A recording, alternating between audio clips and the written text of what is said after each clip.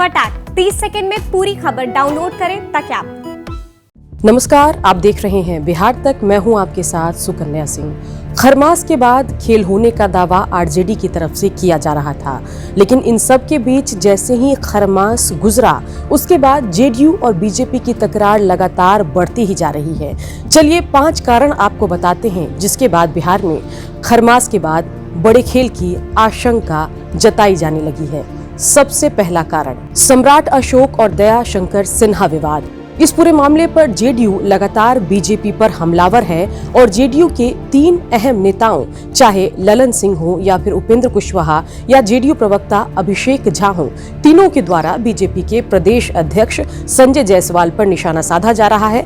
Twitter के जरिए नरेंद्र मोदी को टैग करके सवाल पूछा जा रहा है। कहा जा रहा है कि पद्म अवार्ड जो है दया शंकर सिन्हा से वापस लिया जाना चाहिए। पूरे मामले पर बीजेपी ने अपनी सफाई भी दे दी, एफआईआर भी करवा दिया, लेकिन फिर भी नाराज जेडीयू बीजेपी पर लगातार हमलावर है। चलिए दूसरा कारण आपको बताते हैं। शराबबंदी बिहार में एक ऐसा मुद्दा बन गया है जिस पर नीतीश कुमार गैरों के साथ साथ अपनों के निशाने पर भी हैं और इस पूरे मामले पर भी बीजेपी के कई प्रवक्ताओं द्वारा जेडीयू पर निशाना साधा जा रहा है और कहा जा रहा है कि शराबबंदी कानून की समीक्षा होनी चाहिए। ये बिहार में फिलहाल सफल नहीं दिख रहा। तो ऐसे में अगर नीतीश की महत्वाकांक्षी शराबबंदी योजना पर अगर अपनी ही सहयोगी बीजेपी सवाल उठाएगी तो नीतीश को एनडीए में रहने में दिक्कत तो होगी।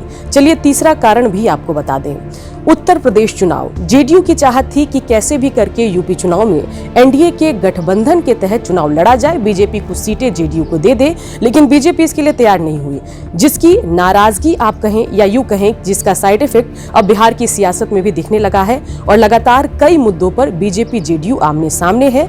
जेडीयू कुछ मुद्दों को लेकर लगातार बीजेपी पर हमलावर है। चौथा मुद्दा बेशक अभी ज्यादा प्रचार में नहीं है, लेकिन ये मुद्दा बेहद पुराना और गंभीर है।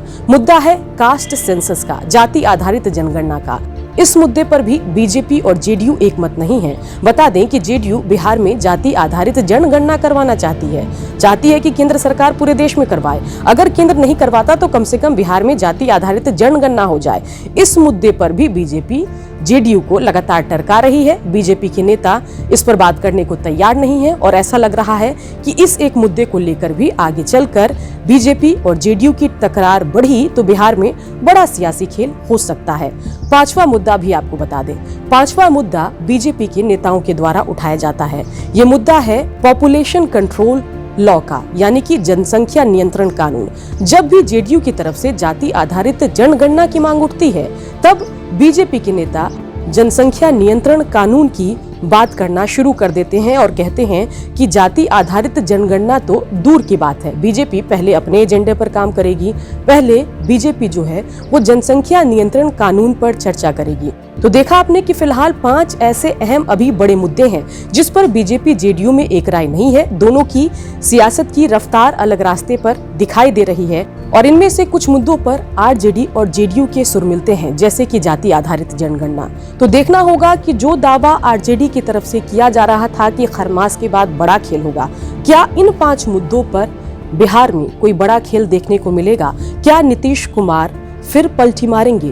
क्या कोई सियासी उठापटक बिहार में होगा या नहीं? इन तमाम खबरों पर नजरें हमारी टिकी है, लेकिन आगे चलकर देखना अहम होगा कि क्या जेडीयू बीजेपी अपने विवाद को सुलझाकर उत्तर प्रदेश चुनाव का इंतजार करते हैं या फिर उससे पहले बिहार में कोई सियासी उलटफेर होता है। बिहार की खबरों के लिए आप देखते रहिए बिहार तक।